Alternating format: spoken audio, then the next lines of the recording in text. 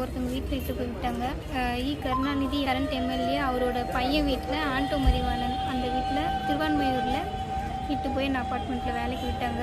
என்னை பிளாக்மெயில் பண்ண ஆரம்பித்தாங்க. இந்த மாதிரி நான் உனக்கு உங்கள் அம்மாவை சாவடிச்சிருவேன், உன் தம்பி சாவடிச்சிருவேன், நீங்கள் வேலை செஞ்சு தான் ஆகணும், இல்லைனா உங்கள் குடும்பத்தையே நான் ஒன்றும் இல்லாமல் பண்ணிடுவேன்னு சொல்லி என்னை பிளாக்மெயில் பண்ணாங்க. ஏஜென்ட் மூலிமா 6 மாதத்துக்கு நீ அக்ரிமெண்ட் போடணும், நீ கையெழுத்து போட்டே ஆகணும், நீ கையெழுத்து போடலைன்னா நான் என்ன நடக்கும்னே தெரியாது, நாங்கள் வந்து எம்எல்ஏ வீடு, எங்கள்கிட்ட பவர் இருக்குது, நாங்கள் என்ன வேணால் பண்ணுவேன் அப்படின்னு சொன்னாங்க.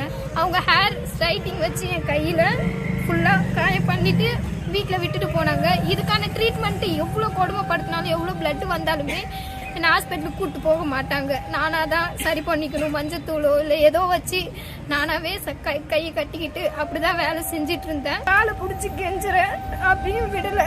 என்னோட ஜஸ்டில் எவ்வளோத்தர அடிச்சிருக்காங்க, நைஃப் வச்சு என் கழுத்து கீறி எல்லாம் பண்ணியிருக்காங்க. மிளகாத்தூளை கரைச்சி குடிடின்னு குடிக்க சொல்லுவாங்க. நான் வெளியே சொன்னா உன்னை காப்பாத்துறதுக்கு யார் இருக்கா, நீயே இல்லாத நாய், எம்எல்ஏ மருமவன் நான் ஒரு வார்த்தை சொன்னா உன்னை உங்க வீடே இல்லாம பண்ணிடுவாங்கன்னு சொல்லி என்னை அவ்வளோ பிளாக்மெயில் பண்ணாங்க.